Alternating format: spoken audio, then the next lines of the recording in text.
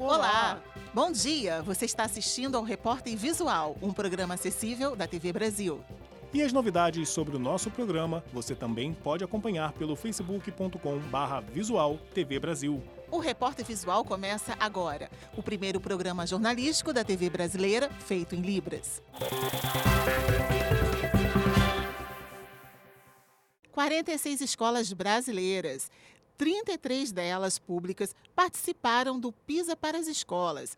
O PISA-S é uma avaliação internacional que compara colégios de 11 países. A intenção é apontar o que afeta e o que pode melhorar o desempenho dos alunos. A Escola Estadual Chico Anísio, no Rio de Janeiro, é um exemplo de ensino público de qualidade. O bom desempenho foi comprovado pelo teste do PISA, que comparou diversos colégios. O Chico Anísio ficou entre os melhores do Brasil. A gente aqui é um colégio de educação integral e tempo integral. E nós trabalhamos também a questão do socioemocional dos alunos. Mais de 3 mil alunos de 46 escolas públicas e particulares de 6 estados brasileiros fizeram o exame do PISA. O teste segue padrões internacionais e o resultado pode ser comparado com o desempenho de colégios de outros países. Foram avaliados conhecimentos nas áreas de leitura, ciências e matemática.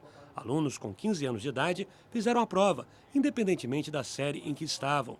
O melhor desempenho do Brasil foi em leitura, onde 10 escolas superaram a média estabelecida pela Organização para a Cooperação e Desenvolvimento Econômico. Em ciências, 8 ficaram acima da meta. Em matemática, 6. Comparar alunos brasileiros com países de primeiro mundo, eu acho que é da maior relevância, né? Até porque o mundo é globalizado, o mundo é global, né? Então, essa comparação, esses resultados espelham o que há de melhor, né, em termos educacionais no mundo. Esse colégio particular do Rio foi uma das escolas brasileiras que conseguiu superar a média mundial do exame.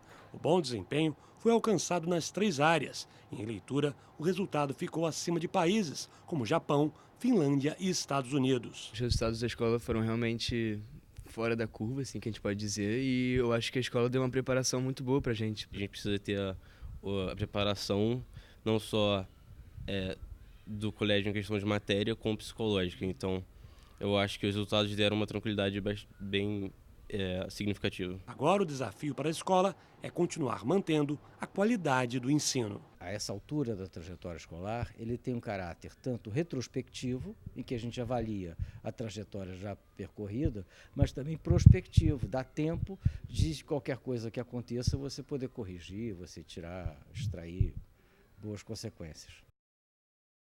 Esquecer é normal, mas e quando essa falha na memória é sinal de Alzheimer? A partir de hoje, em 4 capítulos, a TV Brasil exibe uma série sobre a doença que começa a apresentar os sintomas 20 anos antes de ser diagnosticada. E no capítulo de hoje, você vai ver o desenho que o Alzheimer faz no cérebro e o depoimento de quem convive com essa doença que atinge mais da metade dos brasileiros que têm demência.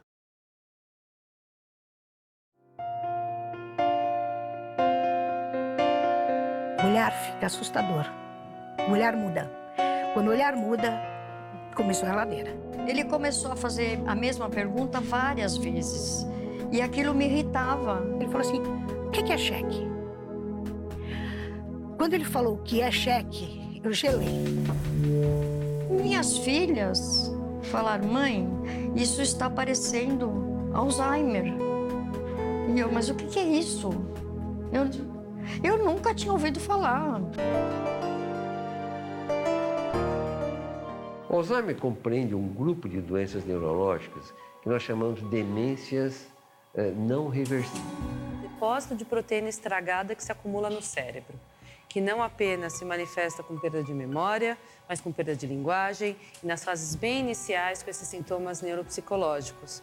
Aumento de sono durante o dia, a depressão, agitação e alterações de apetite. São os 4 fatores que mudam antes do início das perdas de memória. Isso é claro nessa imagem. Aqui nós temos um paciente normal e aqui a evolução da doença de Alzheimer. No começo, essa estrutura aqui é o hipocampo, normal, e aqui a gente tem o ventrículo e a fissura em cima dele, tudo normal. Com o passar do tempo da doença de Alzheimer, essa estrutura ela vai diminuindo de volume bastante, então o hipocampo ele atrofia, diminui de volume, e as estruturas ao redor que são preenchidas por líquor, elas dilatam. Então é isso que a gente vê, diminuição do hipocampo e aumento das estruturas que estão ao redor e que são preenchidas por líquor. Isso é que a gente chama de atrofia. Quando a gente vê na imagem, normalmente o quadro clínico já está bastante avançado. Os sintomas oscilam muito. Então, um dia ele está estranho, aí mas você fala assim, no outro dia ele está normal, você fala assim, ontem ele deve ter tido um dia ruim, aquelas coisas. Eu comecei a me esquecer de coisas pequenas como palavras e nomes. Eu me perdi de verdade correndo. Eu vou pedir para você guardar um nome e um endereço e depois eu vou perguntar sobre isso de novo, tá bom? Tá bom. Aí ela falou. Aí ela continuou conversando comigo 1 minuto e depois ela falou, Sr. Rubens, quais são as palavras que eu falei? Droga, eu esqueci. Que palavra? Eu falei, pai, o senhor tá bem? Ele virou para ela e falou assim, não sei, parece que eu tô ficando bobo. E eu calculava a ponte para levantar 30 toneladas e agora eu pareço um bobo. É normal esquecer. Criança esquece, adolescente esquece, jovem. São pequenos esquecimentos, são absolutamente normais no dia a dia. Algumas pessoas têm mais, são aqueles indivíduos chamados de desligados, né, que esquecem tudo. Mas sempre foram assim, né? O Alzheimer já é uma coisa mais grave, é um fato mais nítido e muito mais marcante do que um esquecimento. Neste momento, neste país, existe 1.500.000 brasileiros com demência e desses, mais ou menos 55% a 60% têm doença de Alzheimer. Então a doença de Alzheimer pega mais da metade das demências. Em geral, ela começa a partir dos 65 anos e vai crescendo à medida que a pessoa envelhece, até mais ou menos os 80, 85 anos. A partir daí ela começa a cair. É mais ou menos como se fosse assim. Quem vai ter a doença tem até essa idade. Se não tem, é porque não vai ter mesmo. Eu tenho mal de Alzheimer. Precoce. Isso não faz sentido. Você tem certeza? Não existe mais dúvida. Ela tem a doença, sim. Mas na idade dela...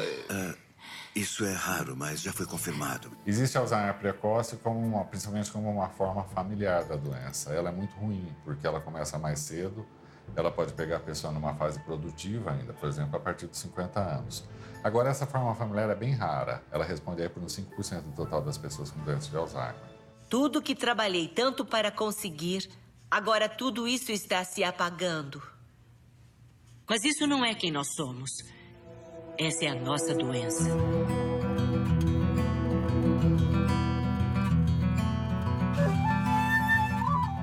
Amanhã você vai ver que a prevalência de doenças mentais é maior no Brasil e na América Latina por causa da baixa escolaridade da população.